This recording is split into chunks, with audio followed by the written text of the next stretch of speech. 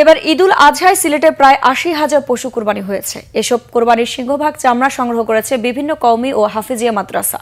তবে চামড়ার বাজার মূল্য কম থাকায় বড় ধরনের লোকসানের মুখে স্থানীয় চামড়া ব্যবসায়ীরা। মোহাম্মদ আজমল আলী ক্যামেরায়, সিলেট থেকে দীপু সিদ্দিকীর রিপোর্টে বিস্তারিত।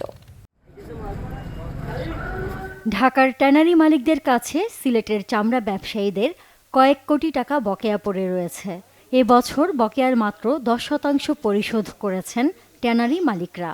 এতে করে আর্থিক সংকটে পড়েছেন সিলেটের খুচরা ও পাইকারি চামড়া ব্যবসায়ীরা। অনেকে ঋণখেলাপি হয়ে পড়েছেন।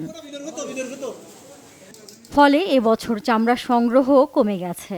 চামড়া প্রক্রিয়াজাতকরণে লবণসহ শ্রমিক মজুরি ও অন্যান্য খরচ বেড়ে যাওয়ায় লোকসান আরও বেড়েছে বলে জানিয়েছেন ব্যবসায়ীরা। আমরা প্রতি বছর চামড়া কিনা লাগে পুরানো টাকা পাওয়ার স্বার্থে, কিন্তু আমরা বারবারই প্রতারিত, পুরানো টাকা পাওয়ার কোনো সিস্টেমই নেই। এখন তারা ট্রেনারি ট্রান্সফার করে নিজে হেমায়তপুর ওই জায়গায় কোনো কথা করার সিস্টেম নাই, কিন্তু আমরা পুরানো টাকার আশা চামড়াটা লওয়া লাগে, তাও ক্যাশ টাকা দিয়ে কিনা লাগে।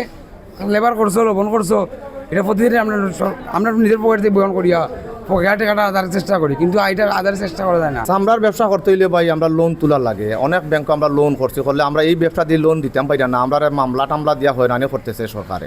এখন যদি আমরা সরকারে কোনো রকম সাহায্য হয় আর আমরা চামড়াটার দাম বাড়ে, তা আমরা ব্যবসায়ী অকল খুশি হইমু, সন্তুষ্ট পাইমু। ২-২৫০ চামড়ার ব্যবসায়ী মানুষ ছিল, এখন আমরা হাতে গোনায় মানুষ ২৫ থেকে ৩০ জন মানুষের চামড়ার ব্যবসা করেছি। এদিকে চামড়া পাচার ঠেকাতে সীমান্ত এলাকায় নজরদারি জোরদার করেছে বিজিবি।